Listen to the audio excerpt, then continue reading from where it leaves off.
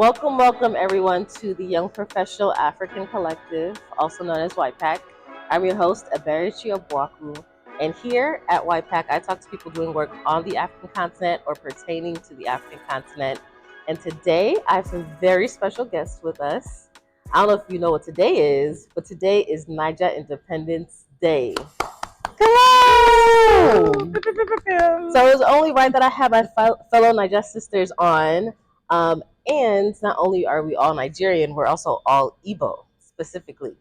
So I thought it made sense to have them on. So I hope you enjoyed the episode. Make sure you comment, you like, you subscribe, and share. So let's get into it. So without further ado, I'm going to introduce our guest, Mrs. Noella Amene and Miss Chiamaka Nwagwu. Hey y'all. Hey. How y'all doing? We're doing good. Good. Thanks for having us. Thanks for being on. Tell me a little bit about y'all. Actually, before we do that, we're going to do an icebreaker. Okay. Tell me a song that brings back some nostalgia. And since we're all Igbo, we're going to do Igbo-specific songs. Igbo specific. Okay, I have a couple. Mm-hmm. But today, I'm actually going to go with Agatha Moses. Okay. Anything Agatha Moses. That's one of my favorite pastimes, riding with my mommy in the car, jamming Agatha Moses. So anything Agatha Moses. Yeah, come on. For me, I was introduced to flavor at such a young age. Okay. I was shaking at 3. Yeah. But a song, I think all his old songs are a hit. But I think my favorite old school song by him has to be Shake. Ada, Shake. Just all his old music. You play flavor, I'm going to the dance floor. And that's it. It. Like, and he's been around for so long, so it makes sense. Still around. Yeah. Shows. Yeah. My friend, she went to a wedding, and it was a Igbo and Ghanaian wedding. And she's like, y'all really do love flavor. And it's like, yes. What else? Like, he makes good music, and it's just a good vibe. What did I say? We like flavor, not only in music, but in our food.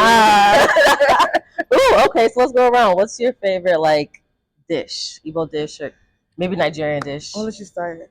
My favorite Nigerian dish would have to be pepper soup. Ooh, yeah. Rice. Yeah. My nose is sweating thinking about that, for sure. What type of, like, stuff that do you like in your pepper soup? Goat meat. Okay. Gizzard. My mommy puts gizzard in hers. So I'm definitely taking that recipe. Thank you, Mommy. Yeah. That's typically and chicken, of course. But yeah, those two, gizzard and goat meat. That's it. That's the combo. I love it. Gizzard is slept on. It's slept on. It's so good. Yeah, for sure. I'm gonna say, listen, my mom cooked really traditional Igbo food. So like ishewu, like abacha, ukwa. I don't know if you guys have ever made ukwa, like boiled, not the hard one, but it's so good. It's like almost a delicacy, some will say. But love those uba. I don't know, you guys know uba? Oh yeah. It's similar to abacha. It's similar to don't cast it up for that one, please. But uba is really good, and it clears your sinuses and just as pepper soup would. So absolutely. I love a good okra soup. Ooh. And then more like the fisherman okra soup. So have the shrimp, like, and of course the pepper has to be hot. There's no pepper. What else? Throw my way. Yeah, I love that we still love to keep the culture, even though we grew up in the U.S. For sure. And that's actually one of the things I do want to talk about, like being, Nigerian American. Some people might say like, oh, you're not Nigerian enough, or some people might be like, oh, you're not American enough. But trying to like strike that balance of, or is there a balance, or is it something where it's like, no, this is just who I am? Like, what do you think about that? First and foremost, I am proud to be a Nigerian woman. Not only am I proud to be a Nigerian woman, I'm proud to be an Igbo woman. I think in my next life over, I would choose to be an Igbo woman. Yeah. I think I dealt with that problem a lot growing up, especially in somewhere like Texas, where you first come in and you're labeled African booty scratcher and all these types of things, and you have to kind of like adapt to that, and then just finding your way and navigating through the different cultures. And nowadays you can see like being Nigerian is accepted. Like people, they want to be That's a part. sought You know what I after, mean? really. It's sought after. Our music is sought after. Our food is sought after. So it's a Our beautiful. Our people are sought after. So it's a beautiful thing to see. So I stand strong, and like I've always been Nigerian. I will always be Nigerian. Even in the midst of Americans, I will always be Nigerian. I will never put myself as Nigerian American. That's not me. I'm a Nigerian woman, so I embrace that. What about you? I definitely agree. Like growing up, not being Nigerian wasn't a good thing. We were always talked about, or just like being African. Period. Like it was always a conflict or like an issue, and like looking at it now at the age and the time that we're in, like it's a popularity thing. Like our music is popular, our food is popular, our men are popular. But now, like how I go about it is being Nigerian is not a trend; it's a lifestyle. It's a lifestyle. We grew up this way. I don't plan on changing myself for anybody. I never try to fit in. I'm myself for like who I actually am. So, it definitely taught me like a lot of core values that I've taken with me from a young age to now. And I would definitely instill that into younger women, even the children that I will have in the future. Amen. I love that. So growing up in your household, was the language spoken a lot, and did you cook a lot of food? Like how was that for you? Okay. I'll let you go first. So my family dynamic was a little bit different from the typical like Igbo household. I have two sisters, one older, one younger. And obviously like the older is the Ada, but I was given the Ada role, quote unquote. So like while my sisters were chilling in the living room watching cartoons, doing their thing, I was in the kitchen with my grandmother and my mom. I was cleaning with my grandmother and mom. I was running errands with my grandmother and mom. They kind of got to have like a typical like childhood as children, whereas I was literally like I thought I was suffering. But no, I literally could not. If I literally dared go into the room, being called for something. Yes, like I was always called, and it would just be like, okay, I need a break. Like, please call somebody else. You have two other kids. Right. But I took it as like, why are they bothering me? Why is this happening? This and the third. But as I am who I am now, at the age I am, I can cook, I can clean, I can take care of myself. My mom doesn't have to worry about whether I'm okay or not. She knows that she instilled that stuff into me. And my grandmother, God rest her soul, she spoke the language. That was her primary language. She spoke English, but she was speaking Igbo to you. So I learned Igbo from basically using my context clues whenever she was speaking it. And then as I grew up, because she was with us for about like 8-9 years. Wow. It's a blessing. Yeah, it is. Truly. So 8-9 years, she took care of us while my mom was at work or whatnot. And whenever my grandmother couldn't, I was technically like the second, mother of the house. So she instilled Igbo into me. She instilled the culture into me. She instilled the core values that they have. And I ended up learning how to speak. I'm not fluent, but like I can have a conversation or two, and I understand it. Right. I understand it very, very well. And so when I went there, like it wasn't no culture shock. Yeah, I was. That's important. What my grandmother has told me, with the movies we watched, I'm seeing it forefront. Whereas my siblings are like, where are we? But I was excited. I enjoyed Nigeria, and I plan on actually like going back as often as I can as I get older. I love that. I love that. Beautiful. Thank you. First of all, I want to say like growing up with your grandmother and having her around you, that's a blessing that a lot of people truly did not get to experience, including myself. So I want to say, congratulations on that, and rest her soul. But my household was kind of similar but a little different. So I wasn't the Ada. I had two older brothers. I have two older brothers. And so being the youngest child and being the only girl, I kind of was met with Ada duties as well.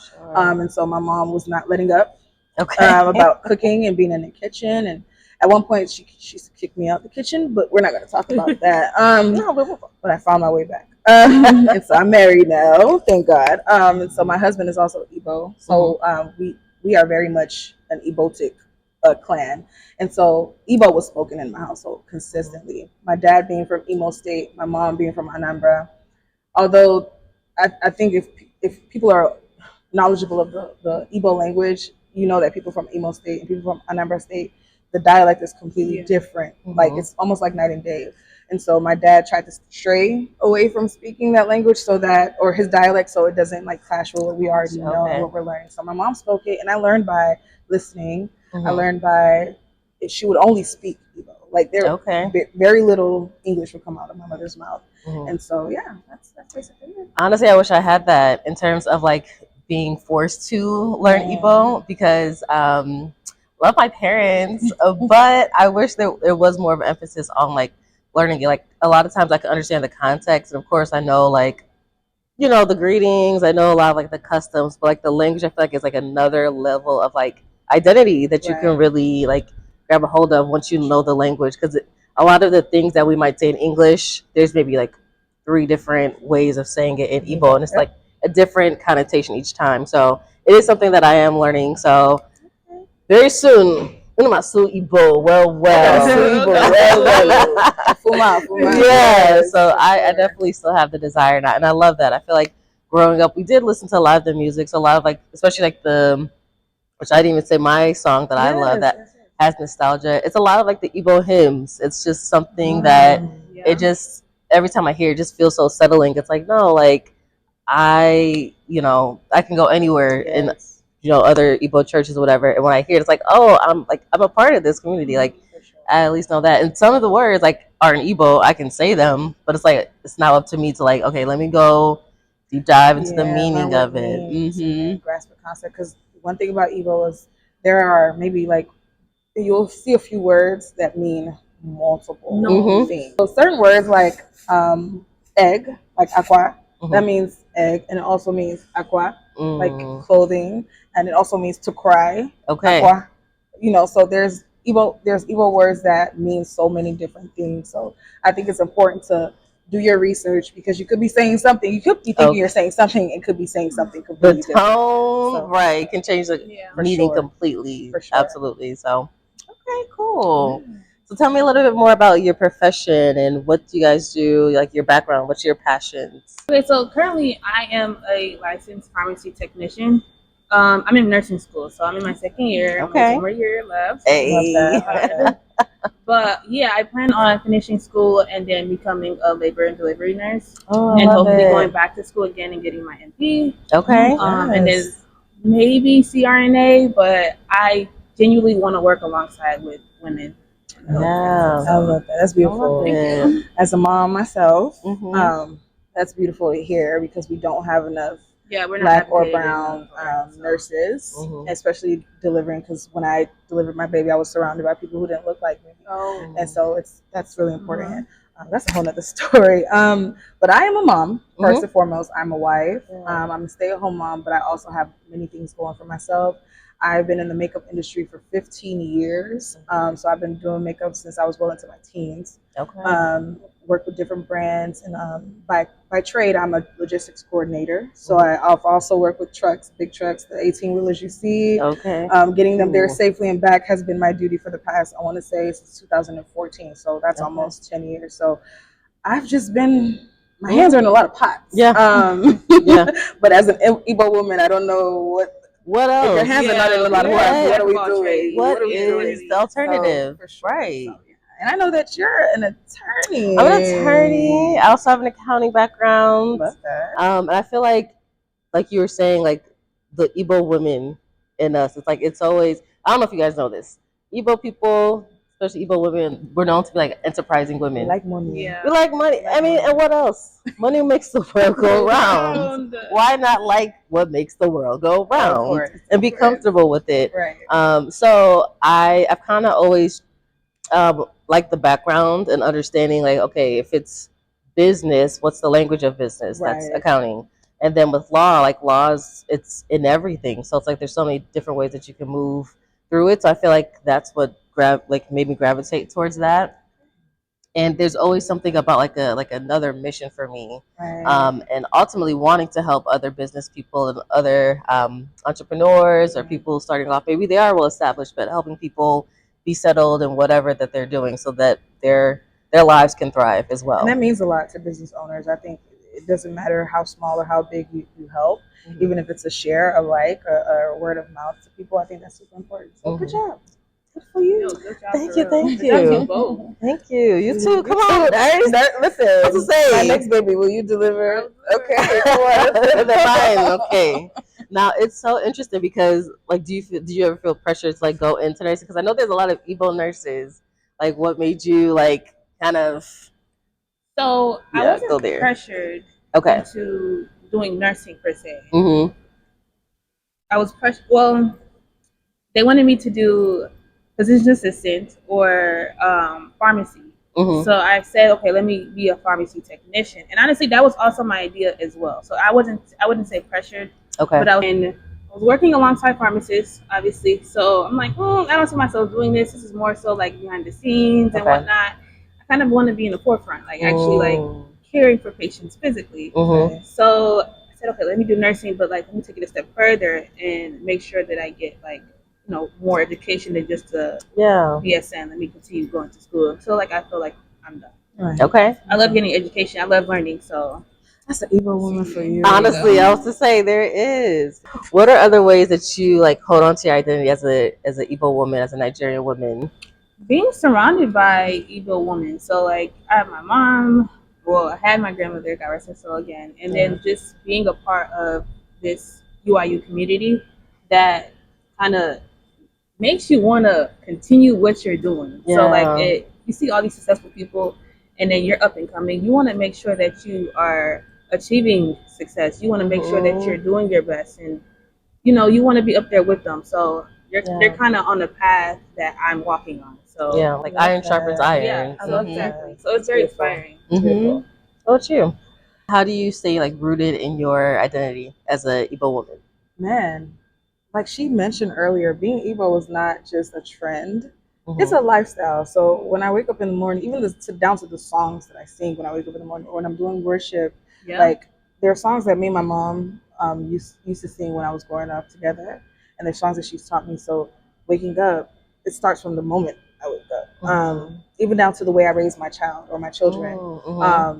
Remembering the things that my parents taught me and my mom taught me, like certain little details. So I think just immersing myself and also being president of the chapter currently, immersing myself in being Igbo, like Igbotic things, like going to events that are specifically for Igbo, aligning myself with people who are Igbo, and just immersing myself in that culture while being away from home, home being Nigeria. I think it's really important, and just chasing after the things that are Igbo, I think is important because we have children that we have to bring into the culture, and we have to teach them about the culture. And I don't want it to be washed away. Right. You know what I mean? Right. And I don't, this, it's a beautiful place, America. It's a beautiful culture they have, but there's nothing more important than the culture and the heritage that you've come from. Yeah. Absolutely. So, of course. Yeah. We already alluded to it, but Umu Igbo Unite, you're wearing the shirt. I am. We are all a part of the Detroit chapter. It's a national organization, and different cities have their own chapters, and we have one right here in Detroit. Yes. We're all a part of it in different capacities. I'm serving as the secretary right now. I am the interim president of Umu Igbo Unite Detroit chapter. And I'm currently a member. Yeah. Wait, no.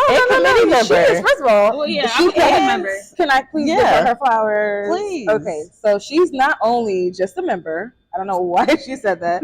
She is one of our committee members, and she is somebody who has brought upon great and fresh ideas for the betterment of UIU Detroit. So I want to. You're not just a member. Please never say that, okay? Especially not around me. Yeah. So how has your experience in terms of like connecting with other young Igbo people in Detroit? How's that been so far? So for me, I feel like growing up, my parents are currently in a organization called NBC Cultural Association. And that's kind of for like the older adults. I always wanted something with the youth. Yeah. And just to know that we have like, UIU, I said, okay, let's join. My friend told me about it. Shout out CC. She told me about it. She was like, let's join, let's do this. I'm like, oh, okay, let's go to an event. Went to an event. It literally felt like home. Like I felt like I was Nigerian. I said, yes, finally you have a thing where we can like be ourselves, be authentic self. People are speaking Igbo, people are speaking Pidgin, people are just, it felt like home. And I'm like, okay, like let me become a member. Let me actually, this felt like I was in Nigeria, even though we're technically not, but it felt nice, and I kind of want to take it a step further and see. That's why join the committee, and hopefully later on maybe up and rising more. Like being on the e-board. Yeah. Maybe. Oh, maybe. I love it. Okay. And carrying it on, because I feel like it's important to, like you said, have it here and its very presence. important. Yes.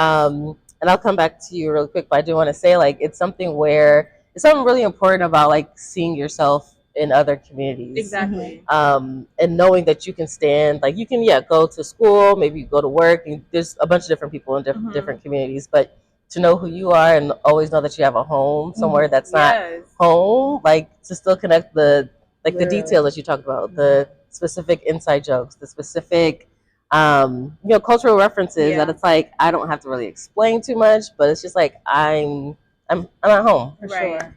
Yeah.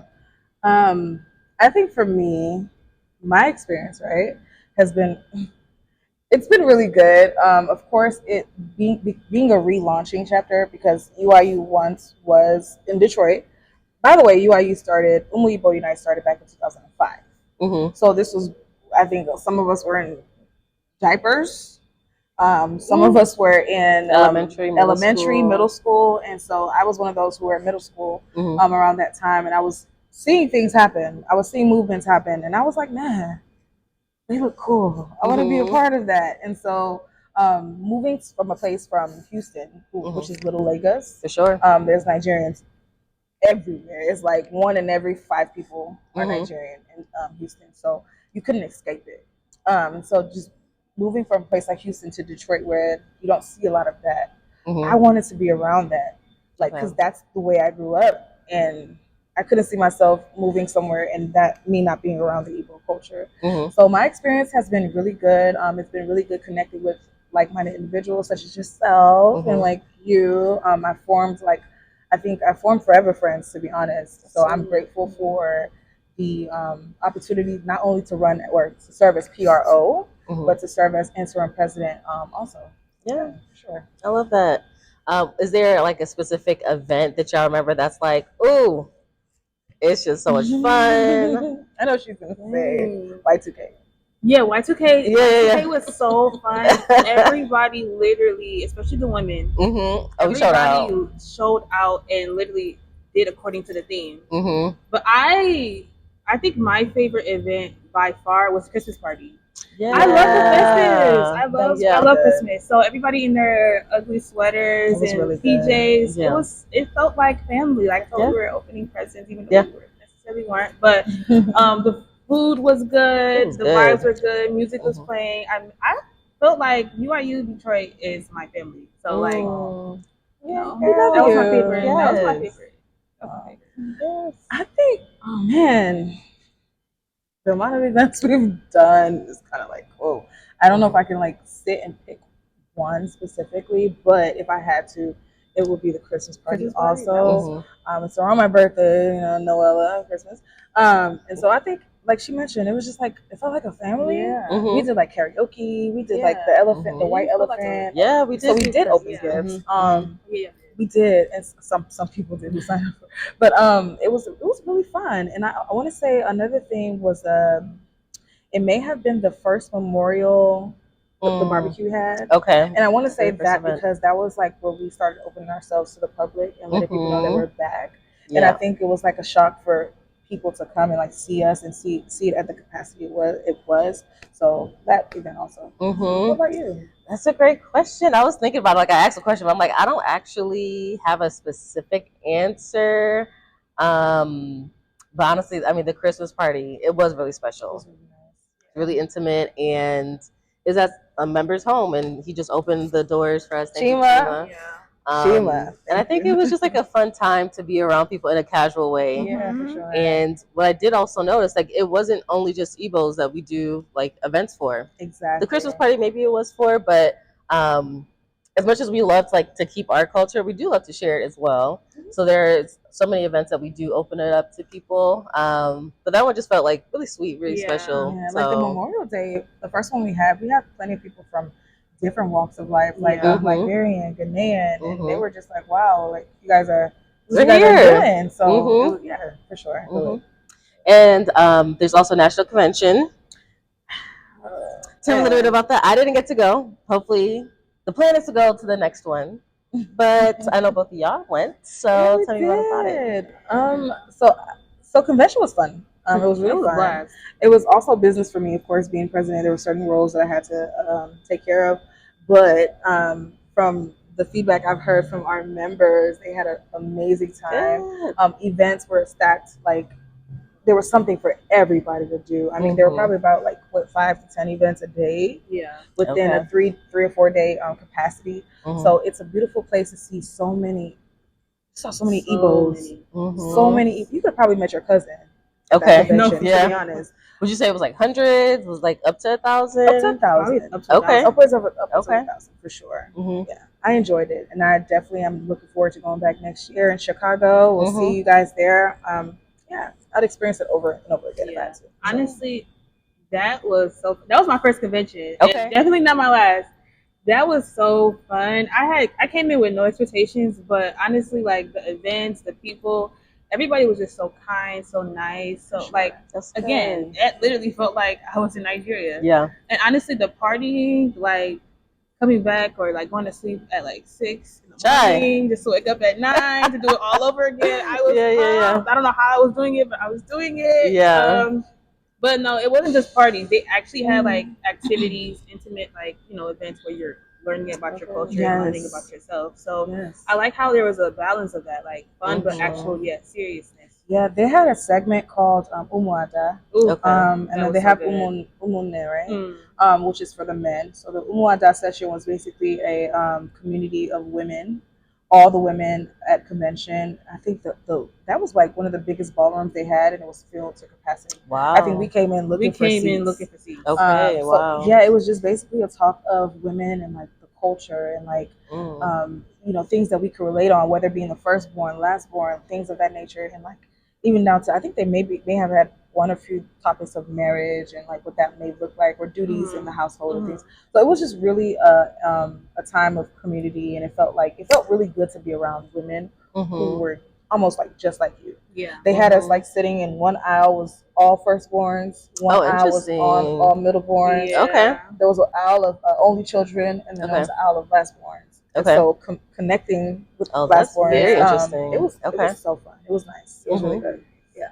So it's creating, like you said, like having a mini Nigeria somewhere that's not Nigeria, and it's cool because I know sometimes it can be, sure, I would love to go back home.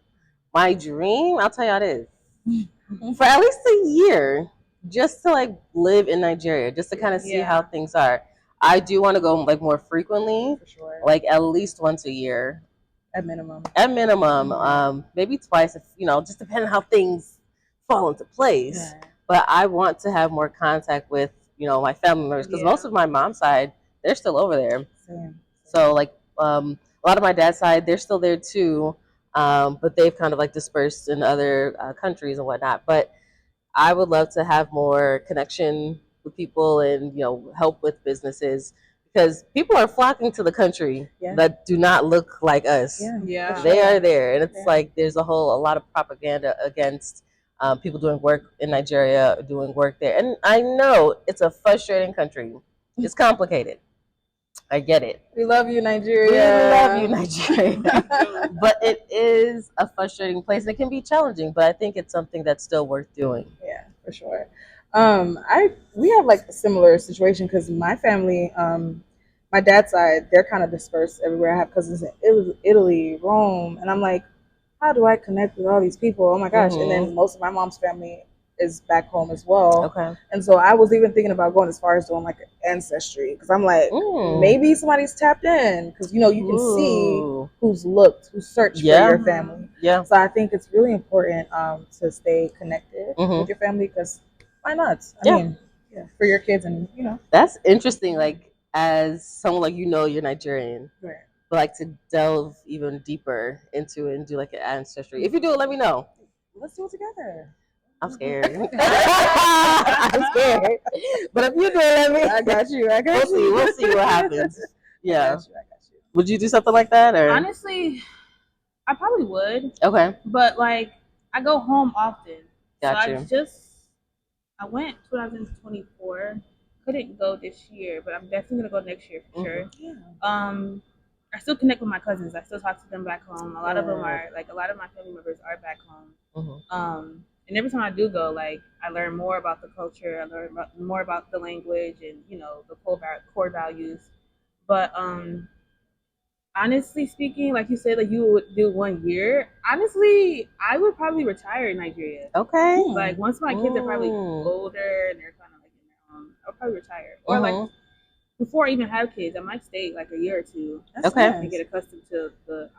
But it might get to a point where I actually might stay. You might like it. I might actually, because every time I go, I don't want to come back. Like last time I went, my mom and I actually extended our visa and our time. We just had such a good time, and I didn't have anything. We didn't have anything to do after we were coming back anyway. So we extended our time, but I wanted to extend it again after we extended it, and then we couldn't. So no, I would definitely live there. And I think that's such an amazing experience, like having people there with you. Right. Because it's one thing to go somewhere and like just kind of do it on your own, but like to have already a built-in support system. Because like I know living somewhere and like traveling there, it's a different thing. Yeah. And aside from family, like I've met like a lot of new people, like lifelong friends.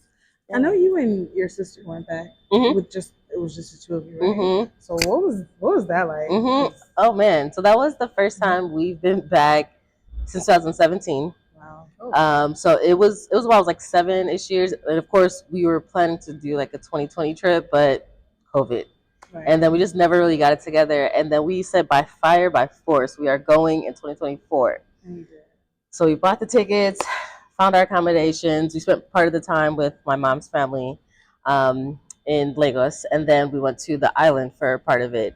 Because it was 30 December. We want to go experience the life and whatnot. So it was amazing. So we got a little bit of taste of independence and like how to navigate Nigeria. I think the thing that I just know. You just always have to plan for something to go wrong and know how to be agile to adjust to it. Because whether it's, in traffic, whether it's, I don't know, something you're planning to go see someone and maybe they got caught up in something. So it's like constantly having to figure out, like, okay, what's the next best thing? Because we have to keep moving on. Yeah, true. But we found time to always enjoy ourselves, like each day. We ate good food, y'all. I saw the pictures. We ate good food. Oh my gosh. And then we got to spend time, especially with my younger cousins. Like, they're really sweet and hilarious. So that was the first time we, like, kind of all were together in such a long time. And just, we had the freedom to kind of, like, see each other's personalities, like, in the flesh. So it was a really good time. I definitely can't go this year, but 2026. I'm going next year. I'm back. Sure. Yeah. So Nigeria does have some challenges. What is one thing, if you can forecast in the future, what's one thing that you would hope to see Nigeria thrive in? I think we should thrive in ensuring that once our children get out of schools, there's a job waiting for them. Yeah. The job market down there is not as good as it is. Well, job market down here ain't that good either. I was saying, we're struggling here too. But you can imagine even more so over there. Coming out of school, you get this like honorable education that you paid so much for, and there's not a job waiting for you. It's honestly about who you know. And honestly, sometimes when you get on like really hard times, it causes you to drift towards things that you morally know that isn't right, but you're doing because you need to make a living. Absolutely. That and light. Can we get some consistent light? It's 2025, y'all. I went down there. Okay, not 2024, but the time before, we're using the gen like crazy. Yeah. Jeez.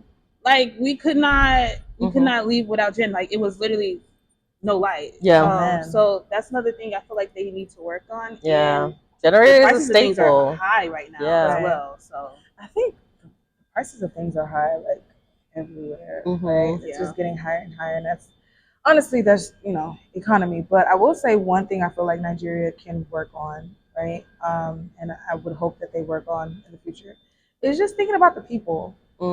I think a lot of times people in leadership roles they think too much of self and self benefit and what am I getting from it? Mm-hmm. And I think a lot of our leaders have done that. A lot of our presidents in the past have done it. Mm-hmm. So I think thinking about the people and what's good for the people, not what's good for you or what's good for your family or what you think is good for your family. Because we all know that people in presidency roles or leadership roles, what you have isn't what everybody has. For sure. You know what I mean? So considering the people and considering, like she said, our future, our children, like how can we pour into our children to make them the best, the most successful versions of themselves?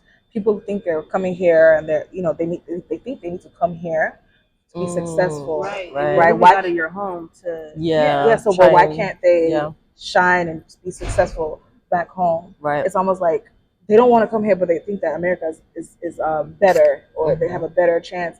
But why can't we do those things back home so that people feel like they have a fighting chance as well? Yeah. So, I agree. I feel like having the infrastructure in place is so important for the foundational things to help people thrive, like whether it's good roads, electricity, whether it's like having, it's not a guarantee of a job because people hustle in megas for sure, but just more opportunities for people to like actually make a living that they can live on, they can provide for their family. That's they feel is honorable for what they want to do, because it's hard. Like there's so many educated Nigerian people all over the world, and it's like if we can have a good structure to come back to pour into, like who knows where we could be truly. Like I've seen so much talent, even like to today, like TikTok.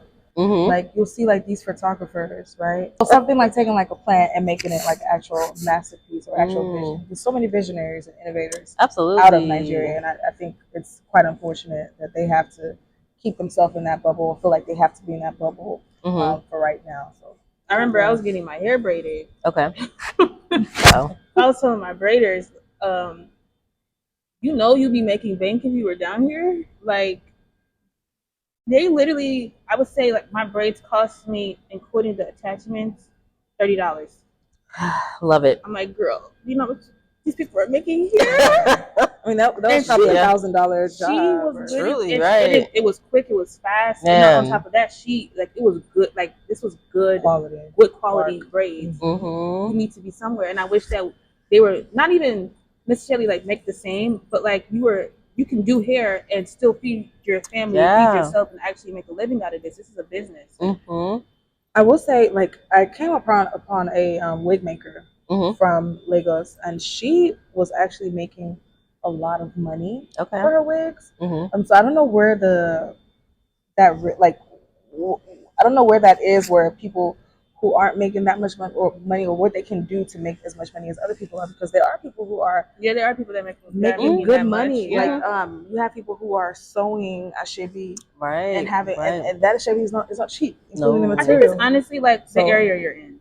I would say like if you're in a really good side of like a really wealthy side, you're making that much. But if you're kind of where you have to kind of start and you kind of have to start make your way up. It depends on where you are. Yeah, because there's a lot of quality people in those spaces where it's like, because it's maybe not as aesthetic.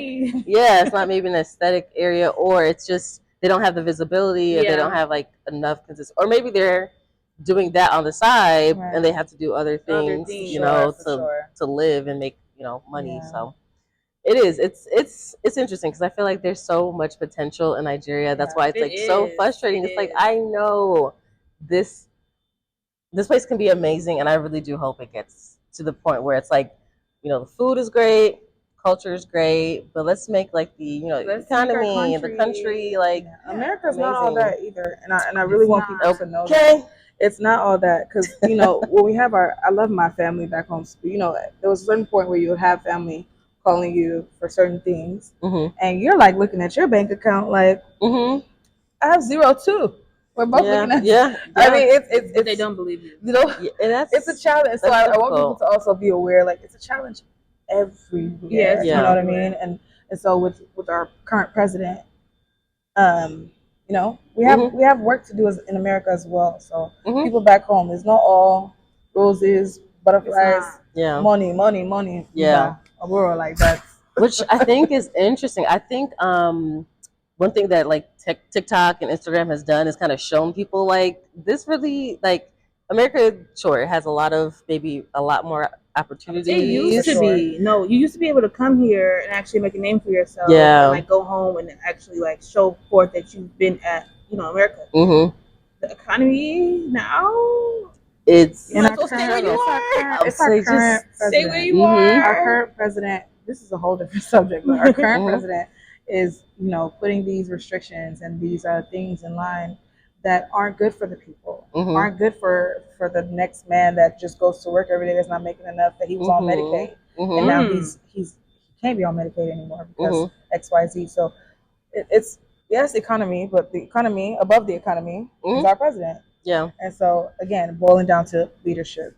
Absolutely. Yeah, I agree. Absolutely. Absolutely. Okay. Now, one thing with UIU and like what's a role that UIU could play in having these maybe connections to our country?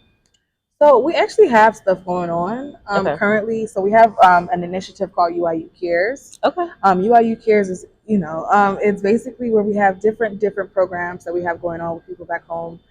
Whether it's like tech, we have a tech program. We have sanitary like pads and stuff like that for younger girls. And so I think we're doing the groundwork here.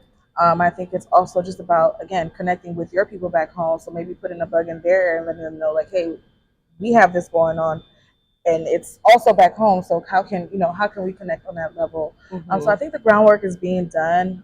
It won't happen overnight, right? And that's why I asked for more people to join UIU because we have a lot of work to do, and it's not only just within the states; it's also back home as well. So. Yeah. So I'm excited to see what UIU continues to do. Of course, there's so many other Igbo people who might not be a part of UIU, but I don't know why you wouldn't be. Why? I don't know why you wouldn't be. Why not? Because I know there's a lot of y'all out there that just don't show up. Come on, and there's so much like programming, and there's a spot for you. Yeah. Whether like any profession, any type of interest that you have, I know you can find at least one person that you can connect with. For sure. So let's continue to grow the Detroit chapter and the Midwest chapter. There's so many different cities doing amazing things, and it's cool to know people in other places that you might want to travel to. And hey, there's a UIU chapter there. I was just gonna say, like, there's a UIU chapter in almost everywhere. I think 14. We're probably about 14 chapters at this point. Toronto, we have Chicago, Wisconsin, Atlanta, Los Angeles, Tri-State, Bay Area. All the Texas. There's all of Austin, Houston, Dallas. You can find us anywhere. So if you're traveling, don't be afraid to ask your cousin, hey, do you guys know UIU? Because most likely there's going to be an event going on that weekend in your city. So stay connected. And this group is for 21 to 45. So, we up there. We have people who are on the, you have the, like a range of people. Very much a range. So, yeah. So tell me a little bit about some of the things coming up for the Detroit chapter. Okay. Awesome. Okay, so first and foremost, we have our elections coming up, which is really, really a huge deal. I won't be president too much longer, about 2 more months. So we have elections where I think somebody sitting to the left of me might be thinking of joining. So we have that coming up. And then actually this Saturday is our indoor Independence Day picnic. Okay. Listen, it's going to be a good time. We're going to be celebrating the Nigerian culture, 65 years. 65 years. I know we're not all the way independent, but we're getting there. So we're still going to celebrate where we are. And so we encourage everyone to wear green and white to highlight the Nigerian flag, of course. And that will be at a location where you will have to RSVP. And then following that event, do you want to talk about COLA a little bit? Oh, so we do have an event with COLAs later that evening. That is, still celebrating Nigerian independence. I think that's what at 10 p.m. 10 p.m. at 10 COLA p.m. Lounge. You don't have to RSVP for that one. You do have to buy your ticket. So you do have to buy your ticket, or at the doors also. At the door. That's gonna be fun. Do still wear your green and white. So whatever you wear to the picnic, you can wear it to the party at 10 o'clock. Okay, iron ready. Yeah, and then we're thinking about our end of the year party and Thanksgiving. So those are our 2 next big things that we're working on. So we hope to see people come out. Mhm, I know you guys are a little shy, but we don't bite. We don't bite. So please come out to our event this Saturday. It's all over our Instagram.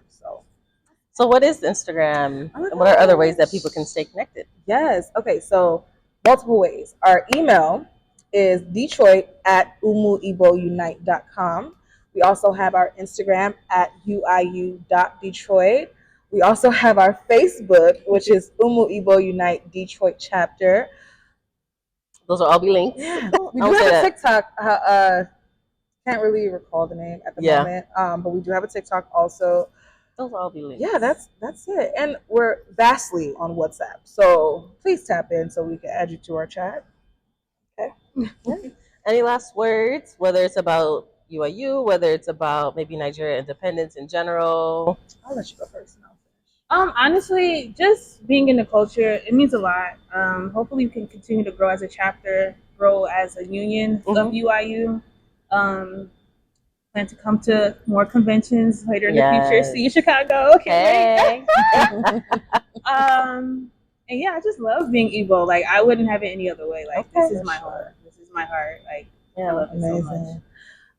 As for me, oh man, joining UIU as someone who's a transplant from Houston, I didn't think that I would actually make a lot of Igbo friends here or even Nigerian friends. So to be able to be immersed in so many different personalities and so many people who are Igbo and like look like me, talk like me, walk like me, speak the same language I speak. It's such a beautiful thing. And I really want to encourage people out there. You don't even have to be Igbo to join UIU, although we encourage all our Igbo people to join. If you're looking for a Nigerian community of young adults, 21 to 45, we are the chapter for you. If you're in Detroit area, Ohio area, they already have a Toronto chapter, but we're open. Windsor. It's close to Detroit. Windsor, Toronto, but come on down. But again, we're grateful for everybody who has supported us thus far. All the communities that we've connected with, the Igbo communities, the Igbo organizations. We appreciate you guys so much, and you especially. We thank you so much for having us. Like, we feel honored. We feel honored to be here, and you've been doing such a good job. Not only with like UIU, because you already know, I think I praise you almost every week for that. But going through like being a lawyer, like you did all that, and I don't think we even knew at first. So and then YPAC, you know, you've been doing a lot of good things. So we want to congratulate you as well for everything that you've been doing. Of course. Thank you. So I hope with that you guys really tap in. Like, there's so many amazing things going on in the city, going on in different communities, and we love being Igbo. We love like promoting our culture. So make sure you stick around, you share, you like, subscribe, comment, engage in the inbox, the comments, and follow UIU, follow me, so we can continue getting to know each other. So with that, I hope you enjoyed this episode. Can I do it one time? UIU Detroit, we did. Let's do it. All right. Oh God. UIU Detroit, we did.